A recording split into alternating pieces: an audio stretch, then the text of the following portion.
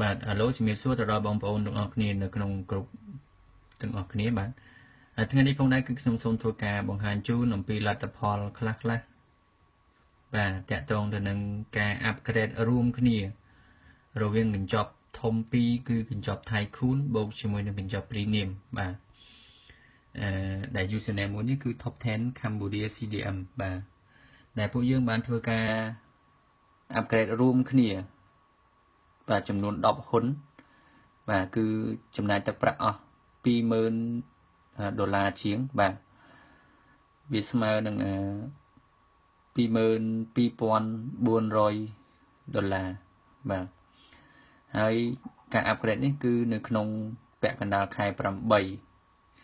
បាទរហូតមកដល់ឥឡូវនេះយើងទទួលបានការ split 2 ដងហើយប៉ុន្តែចំនួនខ្វាញ់ដែលយើងទទួលបាននោះ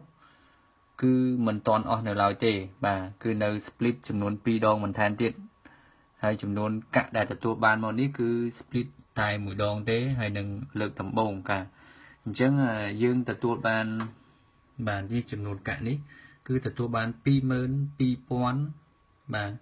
105.26កាក់បាទអញ្ចឹងការអាប់ក្រេតកញ្ចប់នេះគឺបញ្ចុះទុនគឺ$20,000ជាងបាទប៉ុន្តែរហូតមកដល់ឥឡូវនេះគឺយើងមិនទាន់ទទួលបានកាក់អស់នៅឡើយទេគឺយើងនៅរងចាំកាក់បន្ថែមទៀតប៉ុន្តែយើងសាកគុណមកមើលកាក់នៅតម្លៃដែលតម្លៃកាក់បច្ចុប្បន្ននេះគឺ€4.35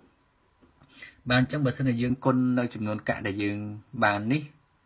គឺយើងឃើញរហូតដល់96,000ជាង€គឺមានការចំណេញច្រើនបាទ90,000ជាងណាបាទ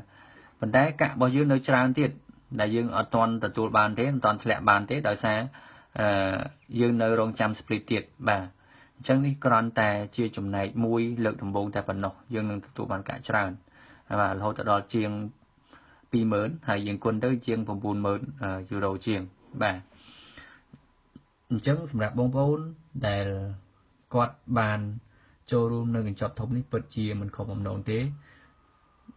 គឺគាត់នឹងទទួលបានអត្ថប្រយោជន៍ច្រើនហើយសម្រាប់ការបញ្ចុះទុននោះគឺទាបតែលទ្ធផលដែលគាត់ទទួលបានគឺច្រើនបាទអានេះជាការចែករំលែកនៅលទ្ធផលខ្លះតាក់ទងទៅនឹងកញ្ចប់រួមគ្នាដែលពួកយើងបានធ្វើរួមគ្នាកន្លងមកបាទអរគុណច្រើនសូមជម្រាបលា